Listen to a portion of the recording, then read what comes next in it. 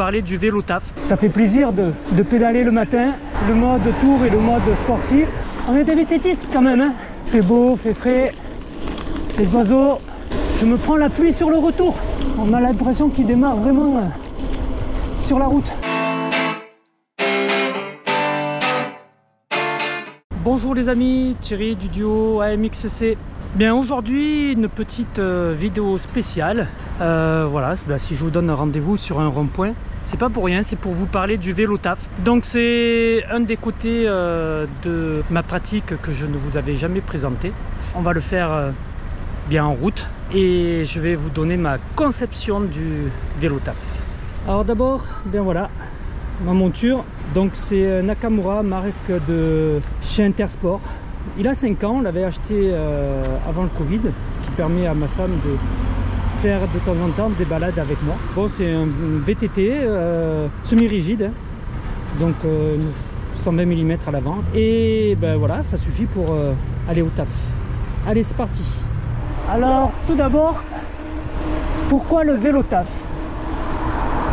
Ben, 2 raisons essentiellement. Première raison, purement financière, parce que bien entendu ça fait faire de sacrées économies. Alors il faut savoir qu'il y a 15 km de mon domicile à mon lieu de travail, donc 30 km aller-retour, et multiplier ça par 5 jours, ça fait 150 km. Donc voilà les économies d'essence réalisées, donc c'est pas mal. Et deuxième raison, raison un petit peu écologique quand même, hein. C'est toujours mieux de prendre un VTT électrique qu'un véhicule essence. Bon, et puis allez, une petite troisième raison quand même, ça fait plaisir de pédaler le matin quand il fait beau, et puis le soir après la journée de boulot, ça permet aussi d'avoir un sas, donc de se décontracter. Donc ça c'est vraiment aussi une troisième raison qui est essentielle. Alors pourquoi un vélo ici électrique et pas mon vélo musculaire? Parce que pour faire 15 bornes, je suis largement capable. Tout simplement parce que sur mon lieu de travail, il n'y a pas de douche.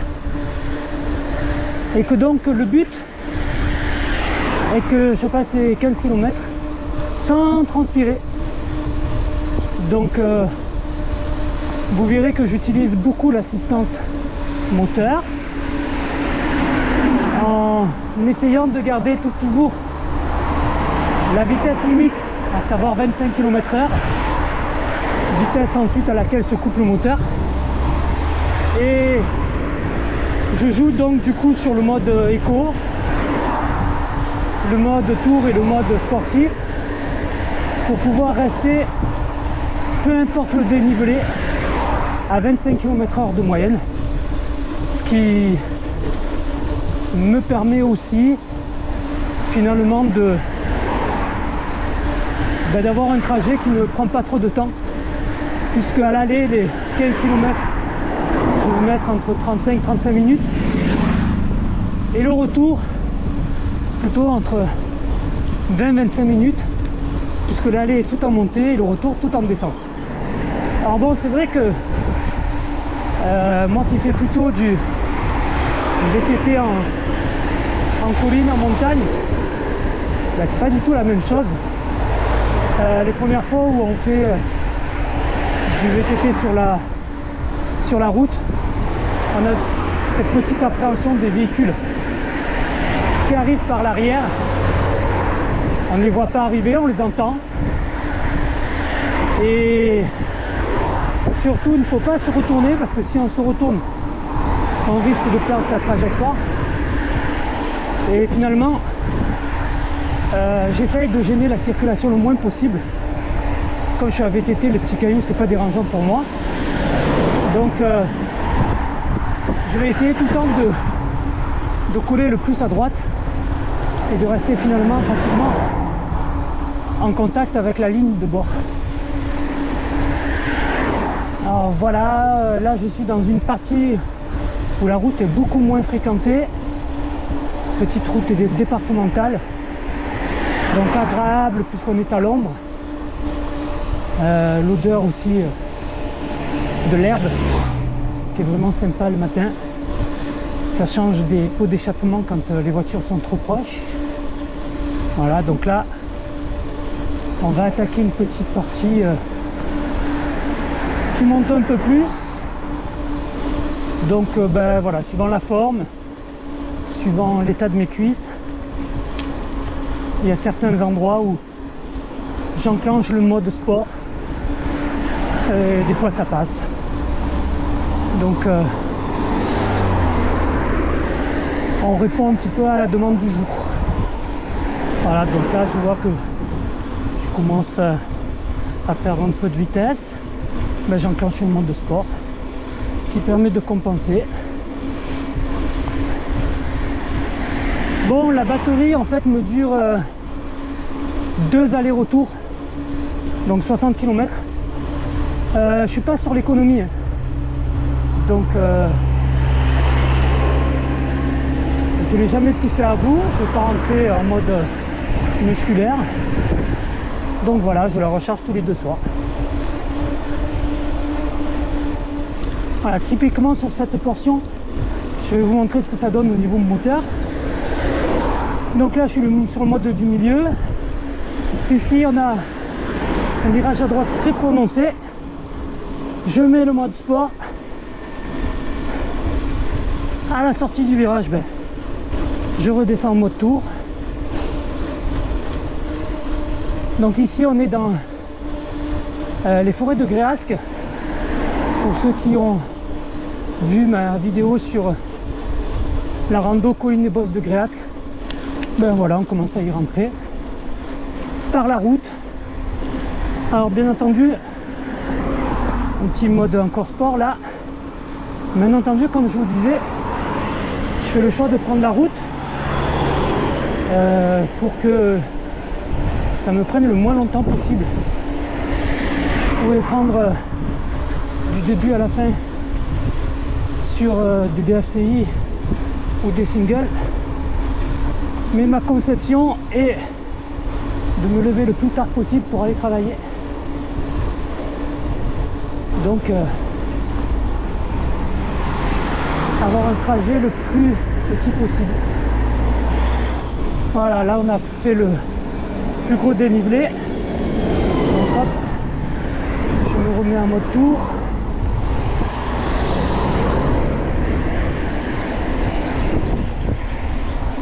Et puis ben oui, comme je vous disais, je prends pas les singles dès le début, mais bon, on est des vététistes quand même, hein. Donc ici, j'ai un petit single qui ne me fait pas perdre de temps du tout. Et par contre, ben voilà, c'est que du plaisir à chaque fois. Donc on se gêne pas.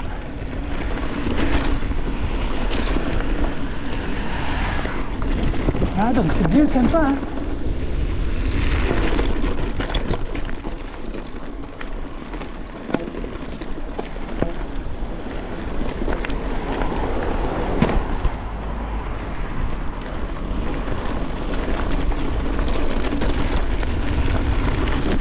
Et même le petit saut. Ah, ce petit single faisait partie aussi de la randonnée colline et Bosses de Gréasque.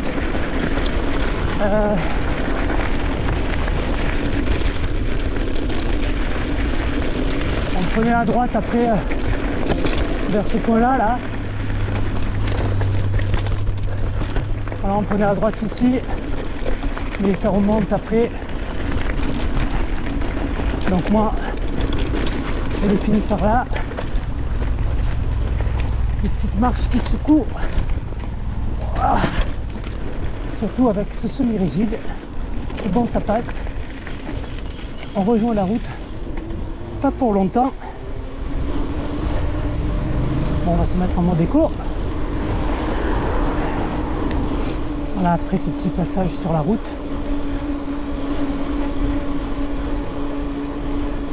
Bonjour. On va rejoindre un petit chemin qui longe le tuyau des boues rouges de Gardanne, l'usine Péchinet qui rejette dans les calanques. Donc voilà, je suis pratiquement arrivé là. Donc vous voyez que ben, c'est assez plaisir, hein. Surtout l'arrivée là, vraiment génial. Fait beau, fait frais, les oiseaux. Donc un bonheur pour arriver au boulot.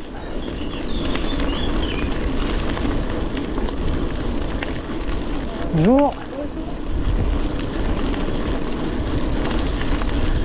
Bon, on arrive dans le village, donc je vous laisse. Et on se voit pour le retour. Allez, à ce soir. Bon ben voilà. Ce matin il faisait grand beau. Et là, le temps a tourné à l'orage. Donc je vais essayer de passer entre les gouttes. J'espère que ça sera pas plus fort que ça. Que l'orage va passer à côté. Parce que sinon ça va être chaud.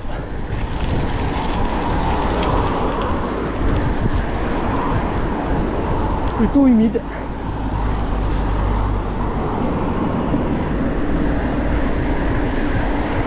Mais bon, c'est pas grave. Puisque là je rentre à la maison. Et donc si je suis trempé à la maison, mais on pourra prendre une bonne douche.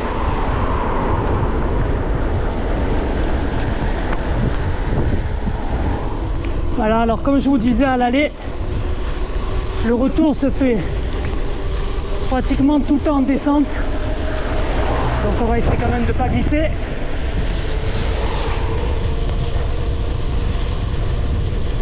Mais on a des descentes où on peut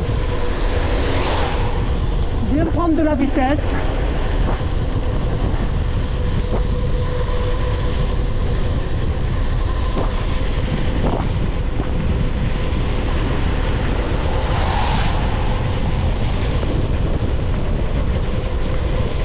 J'aimerais bien que cet orage s'arrête quand même. Donc voilà, ben, juste aujourd'hui où je décide de prendre la caméra pour vous parler du vélo taf, j'ai vraiment pas de chance quoi. Je me prends la pluie sur le retour.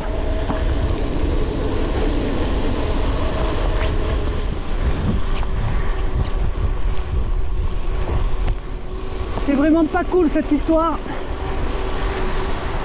Alors oui, une petite réflexion aussi globale sur le comportement des voitures lors des déplacements. Voilà, moi je suis globalement content du respect des conducteurs. Pas eu de soucis de voitures qui collent trop ou autre. Bon, c'est sûr, on n'est pas en ville, donc c'est un peu plus cool.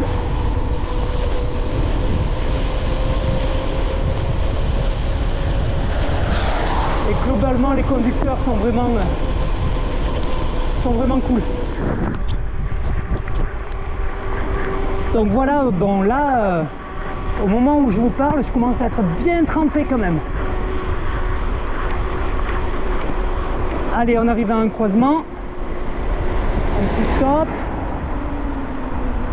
Toujours attention. Pas en avant, personne à gauche, personne à droite. On peut y aller. Hop.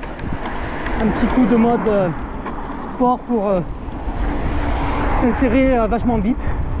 Donc ça, c'est un truc qui est pas mal aussi. Voilà, là je lève mon bras droite pour indiquer que je tourne. Éventuellement laisser les voitures s'insérer. Voilà, et ça continue encore tout en descente. Le petit reproche, c'est que au niveau du développement, voilà, à partir de 35, mes jambes tournent dans le vide. Donc on peut pas, je peux pas en tout cas avec cette configuration de vélo atteindre des vitesses plus importantes.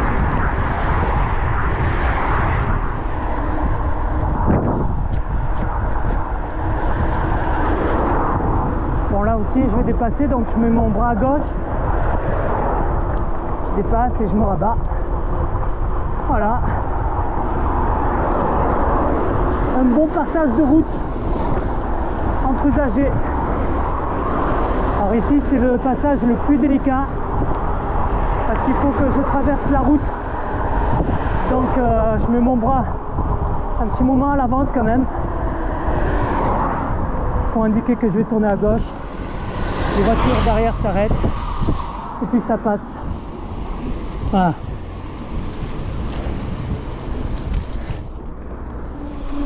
Bon ben voilà, dernière petite montée, donc là on va pas chercher à comprendre, on va se mettre en mode sport pour faire le plus vite possible.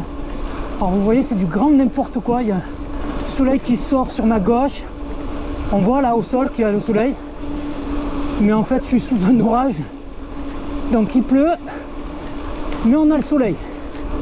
Ah ben je sais pas si vous le voyez à la caméra, mais en tout cas un petit arc-en-ciel là à gauche. Voilà, donc un arc-en-ciel là. Ah ben ça c'est sympa.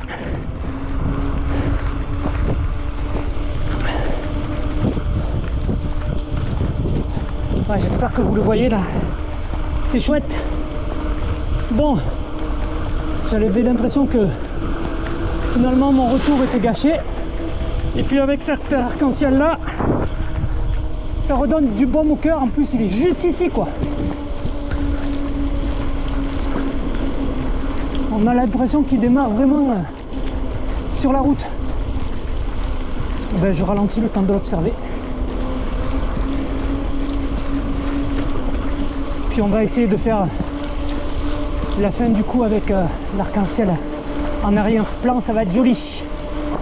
Ben voilà les amis, fin du retour. Je sais pas si on voit l'arc-en-ciel derrière moi, si on le voit c'est chouette. Fin du retour, ben, sous la pluie, j'aime pas trop ça, j'avoue. C'est pas ma conception du vélo taf, mais bon, on pouvait pas faire autrement, même si madame m'avait dit s'il pleut, n'hésite pas de m'appeler. On va pas la déranger pour ça. Ben écoutez, j'espère que vous avez apprécié que je sorte un peu des sentiers battus et que je vous parle du vélo taf.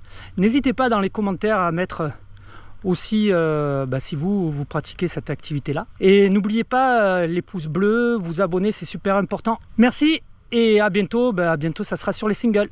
Ciao ciao.